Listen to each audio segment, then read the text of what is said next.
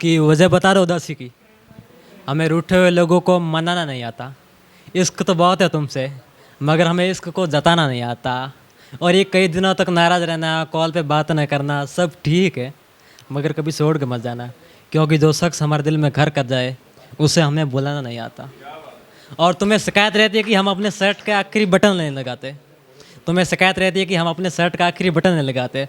वो तो तुम्हारे हाथों से इसे लगवाना अच्छा लगता है, ऐसा भी नहीं है कि हमें लगाना नहीं आता। और माफ़ करना, उस दिन होठ से होठ मिलाते वक्त तुम्हारे होठों पर एक निशान बन उस दिन होठ से होठ मिलाते वक्त तुम्हारे होठों पर एक निशान बन गया था। मैं मोहब्बत के खेल में अभी तक कच्चा हूँ, मुझे होठ से होठ मिलाना नहीं आता।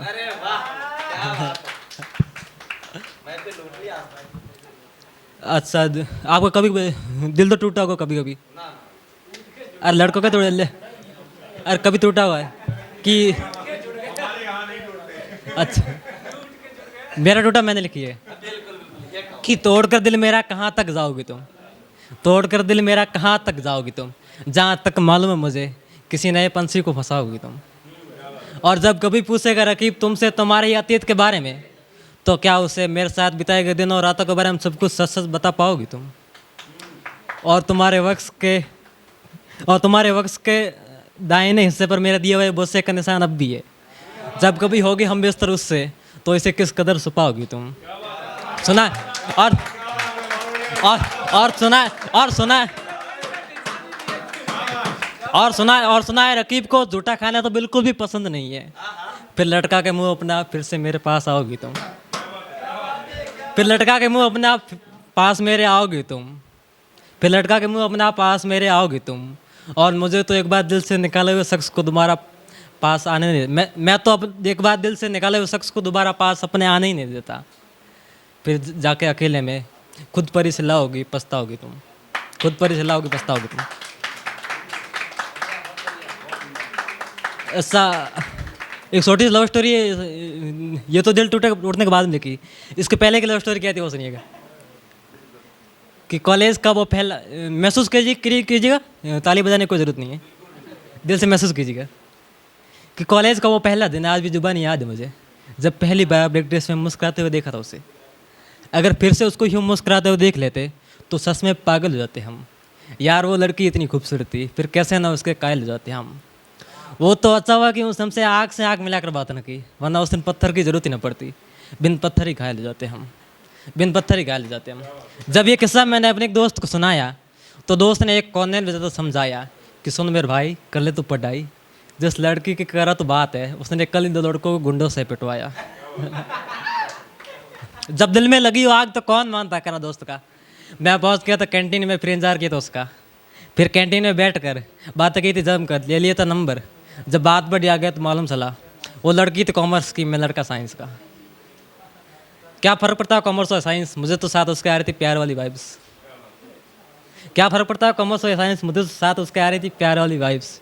फिर सेट कॉल का दौर बढ़ा, वही दोस्त है गहरी। मोहब्बत तो पहले भी बहुत करता था उससे, बस सभी इज़हार करने की बारी। एक दिन बाजार से गुलाब का फूल लिया और जाके उसको बोल दिया कि सुनो, लगा कर गले से तुझे, धड़कन तुम्हारे दिल की सुनना चाहता हूँ मैं।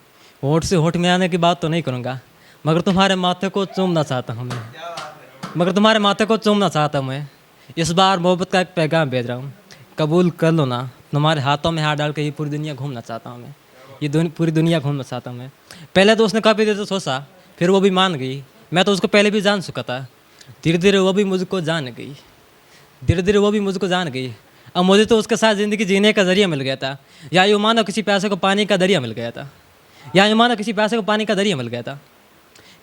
फिर देर रात तक होती रही वीडियो कॉल पे बातें, बिना सोहे गुजर जाती थी कई रातें। जब परवान चढ़ा प्यार का तो सुबह अकेले में होती थी मुलाकातें। एक मुलाकात का किस्सा भी याद है मुझे, जब उसने घर बुलाया था घर पे कोई नहीं है ऐसा यकीन दिलाकर। फिर प्यार का सही मतलब समझाया था इश्क की दवा पिलाकर। और यार ये लिपस्टिक सच में इतनी मीठी होती है, यकीन हुआ था मुझको उसके होठ से अपने होठ मिलाकर। और यार ये लिपस्टिक सच में इतनी मीठी होती है, यकीन हुआ था मुझको उसके होठ से होठ मिलाकर। अब आप सोच रहे होंगे मैं तो उसको माथे को सूंघने की बात कर रहा था, फिर उसके होठों तक कैसे पहुंचा था? दरअसल मैं तो माथा ही सूंघने वाला था, उसने अपने होठों के पास में खींचा था। और जिस तरह से नोचा था एक भूखा भेड़िया अपने शिकार को, उस तरह से उसने अपने नाखूनों से मेरी पीठ को नोचा था। उस तरह से उसने अपने नाखूनों से मेरी पीठ को नोचा था।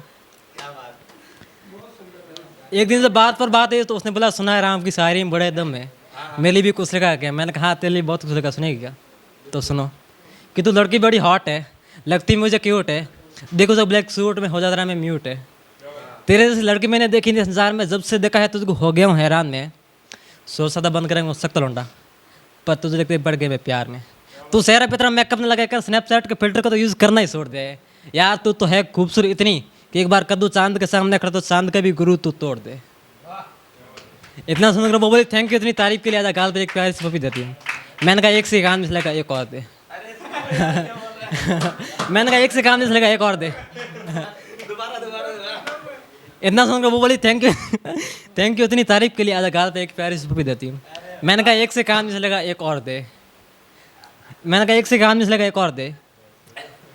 मुझे तेरे साथ ज़िंदगी को हसीन करना है, मगर उससे पहले आशिकी 2 वाला वो एक सीन करना है। फिर करके ब्याह तुमसे ज़िंदगी को रंगीन करना है। फिर करके ब्याह तुमसे ज़िंदगी को रंगीन करता। बहुत बहुत शुक्रिया, बहुत बहुत।